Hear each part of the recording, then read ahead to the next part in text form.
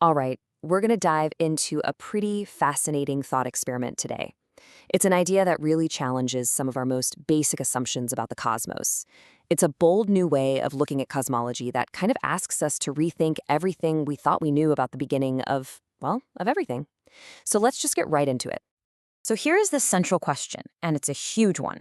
I want you to forget that classic image of a single point exploding out into empty space.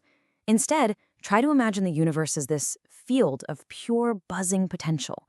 And the Big Bang? Well, that wasn't an explosion in the field. It was the moment the field itself developed its very first stable rhythm, its first pattern. The moment time, as we know it, was actually born. But you might be asking, why do we even need a news story? Our current model of the universe, the standard model, it works pretty well, right? Well, for the most part, yeah. But it has some major unanswered questions.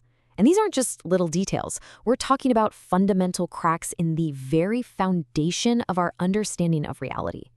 First up, there's dark matter. We know something massive is out there, something whose gravity is literally holding entire galaxies together. I mean, without it, all the stars would have just flown apart ages ago. But here's the thing. We can't see it, we can't touch it, we can't detect it. It makes up about 85% of all the matter in the cosmos, and we have absolutely no idea what it is. And then you've got maybe the biggest throwdown in all of science. We have Einstein's general relativity, which is brilliant at describing the really big stuff, planets, stars, galaxies.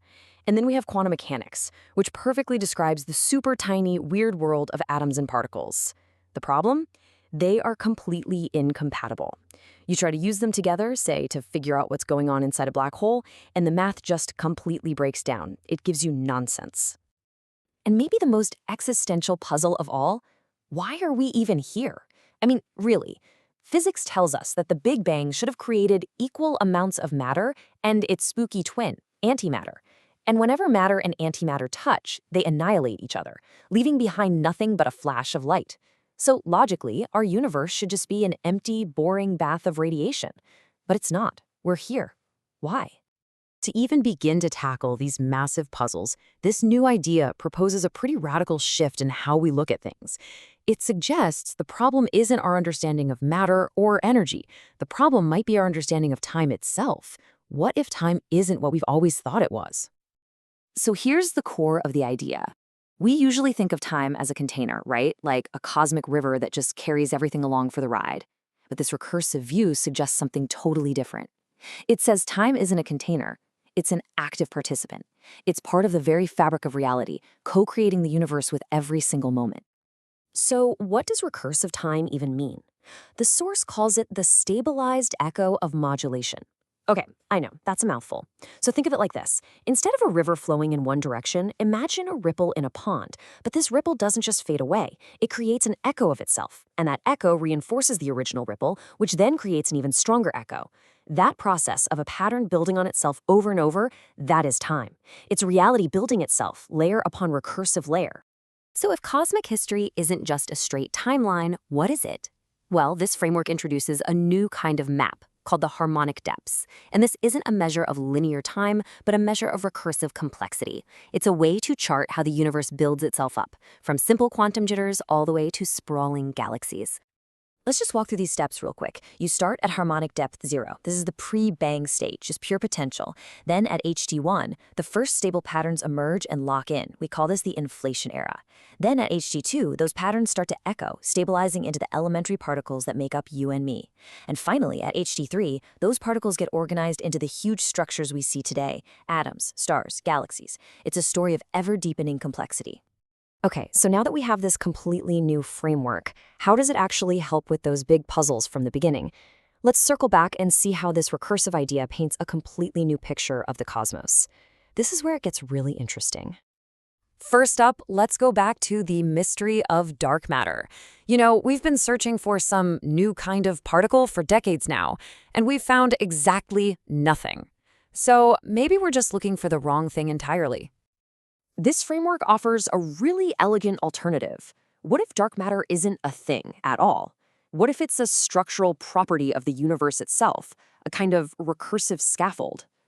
Think of it like a ghost of an earlier pattern, an underlying tension in the cosmic field that gives visible matter something to cling to and form the galaxies we see.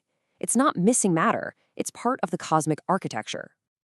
All right, so next up is dark energy, that weird force that seems to be accelerating the expansion of our universe.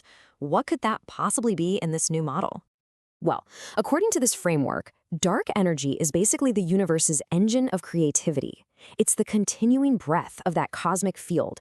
It's an ongoing modulation process that keeps reality dynamic and prevents it from ever just settling into some final, static, and frankly boring state. You could say it's the force of cosmic becoming.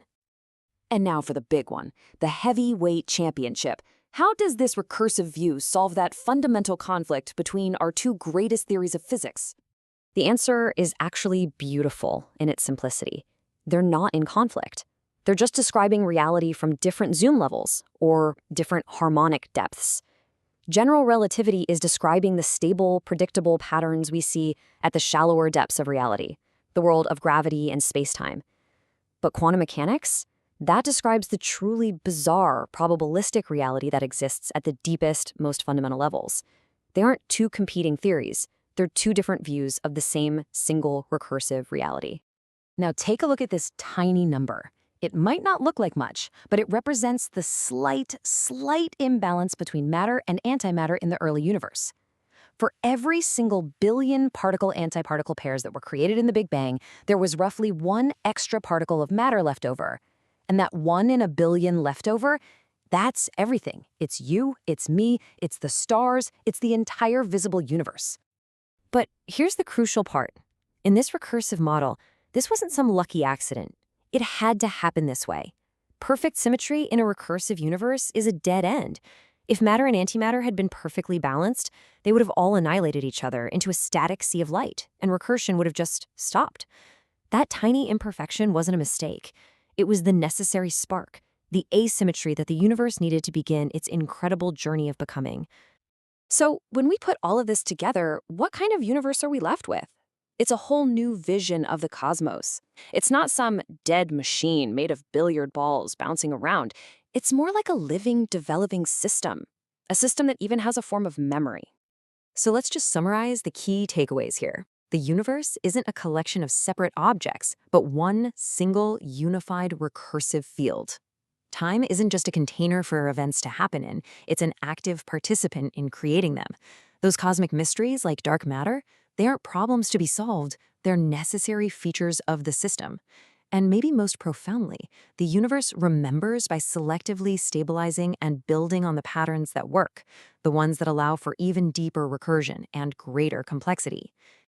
And I'll end with this quote from the source, because I think it just captures the poetry and the power of this idea so well. It leaves us with this vision of a universe that isn't just expanding, but is unfolding, a cosmos that is constantly remembering itself into existence. And that's a perspective that changes not just how we see the stars, but maybe how we see ourselves inside this grand recursive story.